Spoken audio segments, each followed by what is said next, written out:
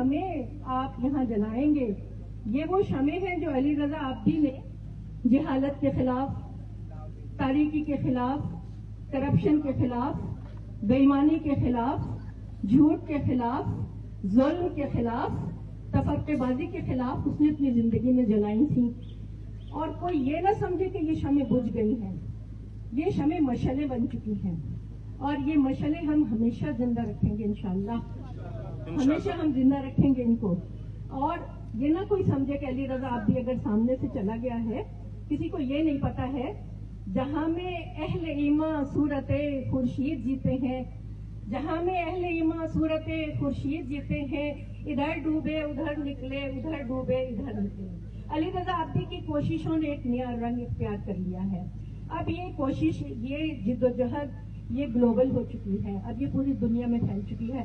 پوری دنیا سے جو ہمیں پیغامات موصول ہوئے، تعزیت کے پیغامات، محبت کے پیغامات، اس کی جد و جہد کو سراہتے ہوئے، اس کی بے لوث بے غرض خدمت کے اعتراف میں جو لوگوں نے ہمیں محبت کے پیغامات بھیجے ہیں، ساری دنیا سے آئے ہیں.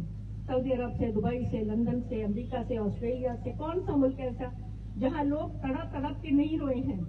اس نے بہت دلوں کو تسخیر کیا، اس نے بہت سی روحوں کو بیدار کیا، اور یہ بیداری جاری رہے گی. ہمارے دشمن یہ نہ سمجھے کہ وہ اس آواز کو خاموش کر دیں گے. یہ آواز خاموش نہیں ہوگی. ہمارے خاندان نے ایک ارادہ کیا ہے کہ ہم علی رضا عابدی کے نام پر ایک فاؤنڈیشن بنائیں گے انشاءاللہ. اس پر ہم نے کام شروع کر دیا ہے، اور اس فاؤنڈیشن کے اغراض و مقاصد وہی ہیں جو سید علی رضا عابدی کی زندگی کے جد و جہد کے اور اس کے اغراض و مقاصد تھے. اس پر ہم نے کام شروع کر دیا. انشاءاللہ یقیناً عنقریب آپ کے سامنے اس کے سارے ہم ڈیٹیل سے بھیجیں گے.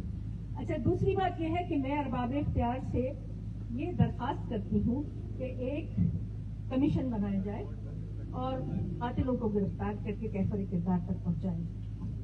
اور ہم یہ یاد رکھیے، ہم اس خون کو رائیگاں نہیں جانے دیں گے.